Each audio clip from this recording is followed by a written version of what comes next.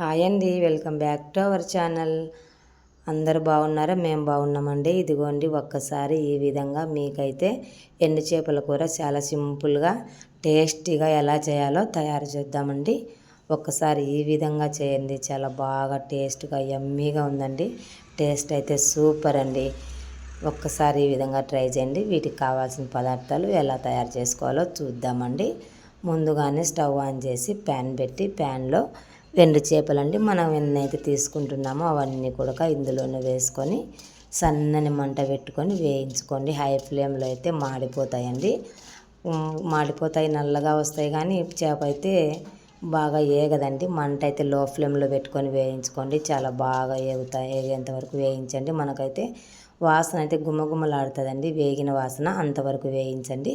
మాడిపోకుండా అలా పచ్చిగానే ఉండకుండా చూసుకోండి. ఇవన్నీ కూడా పక్కన పెట్టుకొని వేరే ప్యాన్ అయితే పెట్టుకొని ఇందులోకి 2 టేబుల్ స్పూన్లు అండి ఆయిల్ అయితే పడుతుంది. ఆయిల్ కొద్దిగా ఎక్కువగానే పడుతుందండి. ఆయిల్ హీట్ ఎక్కిన తర్వాత ఆవాలు, జీలకర్ర, ఉద్దిబేడలు, శనగబేడలు వేసి వేయిన తర్వాత కొద్దిగా పచ్చి కరివేపాకు అండి. అది వేగిన తర్వాత ముందుగానే ఆనియన్స్ అయితే చిన్న చిన్న ముక్కలుగా చేసుకొని పెట్టుకోవాలి. ఈ చిన్న ముక్కలంతా కూడా వేసేసి ఇవంతా వేగాలండి. వేగేలోపు మనమైతే ఒక నిమ్మకాయ సైజ్ అంత చింతపండు అండి నానబెట్టి పెట్టుకున్నాము. మనకైతే చింతగుజ్జు కావాలండి. చింతపండు పడితేనండి మనకైతే ఈ కూర టేస్ట్గా ఉంటుంది. ఈలోపు ఎర్రగడ్డలు అయితే ఏగిపోతాయండి. ఏగిపోయిన దాంట్లోనే పచ్చిమిర్చి కూడా చిన్నగా ముక్కలు చేసుకొని వేయించుకోవాలండి. మంట అయితే హై ఫ్లేమ్లో వద్దండి, మీడియం ఫ్లేమ్లో పెట్టుకోండి. ఎందుకంటే మనము ఇవి వేగిన తర్వాత టమాటా కూడా చిన్న చిన్న ముక్కలుగా కోసుకొని వేసుకోవాలండి. టమాటా ముక్కలు వేస్తేనే మనకు అడుగు అంటుతుంది కాబట్టి అండి, అందుకే మంటనైతే లో ఫ్లేమ్లో పెట్టుకోండి. టమాటాలు అయితే అడుగు అంటుతాయి కదండి, అందుకే కొద్దిగా ఆయిల్ అయితే ఎక్కువగానే పడుతుంది. టమాటాలు అయితే సన్నటి మంట పైనండి వేయించుకోవాలి. అంతేనండి, చాలా సింపుల్గా టేస్టీగా ఉంటుంది. అందరూ చిన్నపిల్లలు కూడా చేసి అంత ఈజీగా చేసి చెప్తున్నానండి.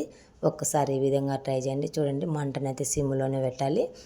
అడుగంటుతాయి టమాటాలు. సన్నని మంటపై అయితే బాగా మెత్తగా ఉడికిపోతాయి. చాలా బాగా టేస్ట్గా కూడా ఉంటుంది కూర.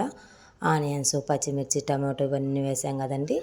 ఇవంతా కూడా ఎలాంటి నీసు వాసన రాకుండా కూర అయితే చాలా బాగా ఉంటుంది. ఈ విధంగా ఒక్కసారి ట్రై చేయండి. అంతేనండి, చూడండి, ఈలోపు మనకైతే టమాటా ముక్కలు కూడా చాలా మెత్తగా వేగిపోయాయండి, ఉడికిపోయాయి. ఇందులోకి కొద్దిగా ధనియాల పొడి అండి 1 టీ స్పూన్ వేయండి. ధనియాల పొడి సరిపోతుంది.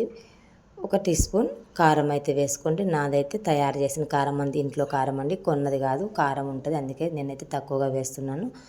కొద్దిగా కూరలోకి సరిపడా పసుపు అయితే వేసేయండి. అల్లం వెల్లుల్లి పేస్ట్ వేయండి. కొంచెం క్లిప్ అయితే మిస్ అయిపోయింది, సారీ. ఇవన్నీ కూడా పచ్చివాసన పోయే వరకు వేయించాలండి. ఆయిల్ అందుకేనండి కొద్దిగా ఎక్కువగానే పడుతుంది. మీరు మరి అయినా వేసుకోండి. నేను కూడా కొద్దిగా ఆయిల్ తక్కువగా ఉంది, కొద్దిగా ఆయిల్ అయితే వేస్తాను. ఈలోపు మనమైతే వేగేలోపు చింతపండు నానబెట్టుకున్నాం కదండి, నిమ్మకాయ సైజ్ అంతా. ఈ చింతపండును కూడా గుజ్జు అయితే తయారు చేసుకున్నామండి. చింతపండు అయితే పిసికేస్తేనే మనకైతే గుజ్జు చింత నీళ్ళు వస్తాయి కదండి. ఆ నీళ్ళు అయితే నీళ్ళు పడితేనే కూర అయితే మనకైతే ఎలాంటి నిశ్వాసన లేకుండా టేస్ట్గా కూడా పుల్లగా బాగా ఉంటుంది. చూడండి, గుజ్జు అయితే తీసేసాను. ఈ గుజ్జునైతే ఇందులోనే వేసేయాలండి. గుజ్జును వేసేసిన తర్వాత ఇందులోకి కొద్దిగా ఉప్పు అండి, మన రుచికి సరిపడా ఉప్పు వేసుకోవాలండి. చూడండి, నూనె అయితే పైన తేలాడుతుంది. అలా నూనె కూడా ఎక్కువగానే పడుతుంది. నూనె ఎక్కువ పడడం వల్లనే మనకు నీసు వాసన అనేది రాకుండా టమాటాలు వేస్తాం కదండి, టేస్ట్గా అయితే ఉంటుంది. ఇదంతా కూడా మీడియం ఫ్లేమ్లోనే చేసుకోవాలి. చింతగుజ్జు వేసిన తర్వాత హై ఫ్లేమ్లో పెట్టి మరో కొద్దిసేపు వేయించాలండి. ఉడికిపోతుంది బాగా. మనకు ఇంకా తగినన్ని నీళ్ళు పోసుకోవచ్చండి. నీళ్ళు పులుసు కావాలనుకుంటే తగినన్ని ఎక్కువ పోసుకోవచ్చు. నీళ్ళు పులుసు వద్దు, గట్టిగా కావాలనుకుంటే తక్కువ వేసుకోండి నీళ్ళు. ఇవంతా మరిగిపోతున్నాయండి. ఇవంతా మరిగిపోయేలోపు మనమైతే ముందుగానే వేయించుకున్న ఎండు చేపలను అయితే క్లీన్ చేసుకున్నామండి. అవి ఎలా క్లీన్ చేయాలో చూపిస్తానండి. ఇదిగోండి, ముందుగానే వేయించుకున్నాం కదండి, అవంతా కూడా తలకాయలు తీసేయాలండి. తలకాయలు వేసుకోవద్దు.